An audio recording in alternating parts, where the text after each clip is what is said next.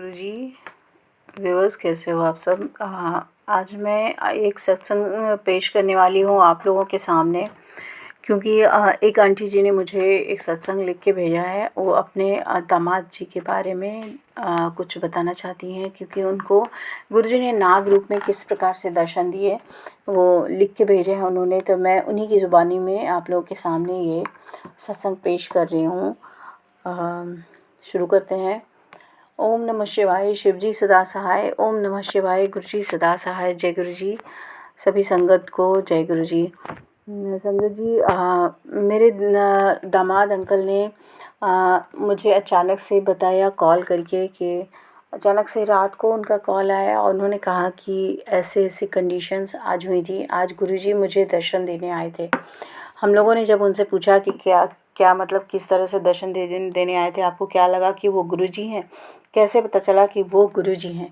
तो उन्होंने कहा कि अचानक से मैं सोया हुआ था, चूँकि गांव में खटिया अभी भी होते हैं, तो वो खटिया पे सोए हुए थे।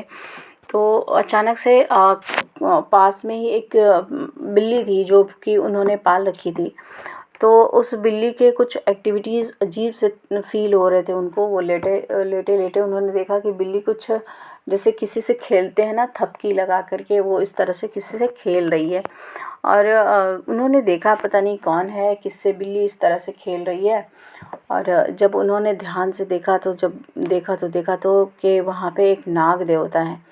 नाग देवता को देखते हुए जैसे ही उन्होंने देखा, क्योंकि वो एक मतलब ब्रेन ट्यूमर के पेशेंट हैं, उनके सर में ब्रेन ट्यूमर है। अभी डॉक्टर ने उनको ऑपरेशन के लिए बोला है। तो अभी उन्होंने मतलब ऐसे ही देखा, और वो सामने वाला व्यक्ति चूँकि बीमार है और इस तरह की कंडीशन है, तो वो उठ के तुरंत कोई डिसीज़न नहीं ले सकता है। फिर भी उनके माइंड में अचानक से आया। उन्होंने कहा, नाग देवता को प्रणाम करके कहा, आप, मैं समझ गया आप गुरुजी हैं, आपने मुझे दर्शन दिया है, आप मुझे दर्शन देने आए हो।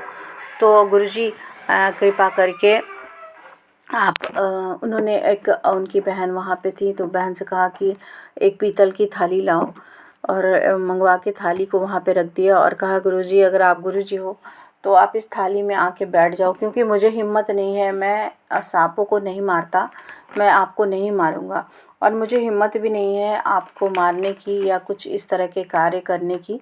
तो प्लीज़ आप इस थाली में आके बैठ जाओ। और विदिन अ सेकंड गुरुजी इनका कहना, और गुरुजी थाली में आकर के शांति से बैठ गए।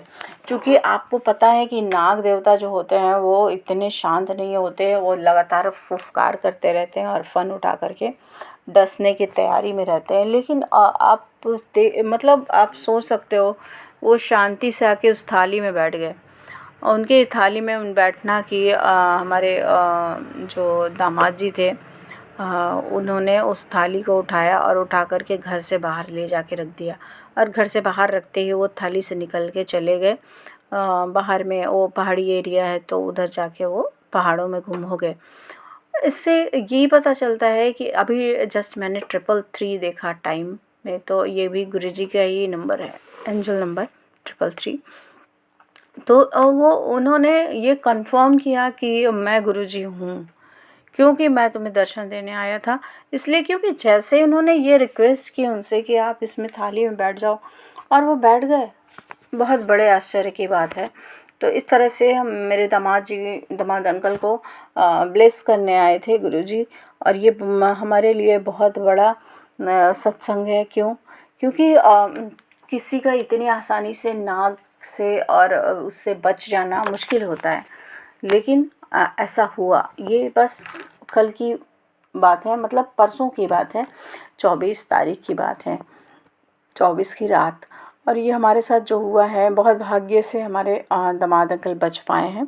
तो मैं गुरुजी का शुक्राना करती हूँ। शुक्राना शुक्राना शुक्राना शुक्राना गुरुजी, अनंतम अनंतम शुक्राना।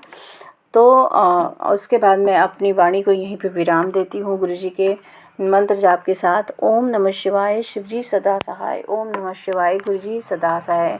गुरुजी शुक्राना फॉर एवरीथिंग। जय गुरुजी, शुक्राना गुरुजी। तो इस प्रकार से आंटी ने अपने सत्संग को मुझे लिख के भेजा था, जो मैंने उनकी ज़ुबानी सुनाई। मतलब आवाज़ तो मेरी थी बट मैंने सुनाई है उनको पढ़ के। तो इस तरह से आप भी अपने सत्संग मुझे भेज सकते हो और मैं आपके इस सत्संग को शेयर करूँगी। आप मुझे व्हाट्सअप कर सकते हो, आप मुझे ईमेल कर सकते हो। फ़िलहाल इतना ही। Thank you.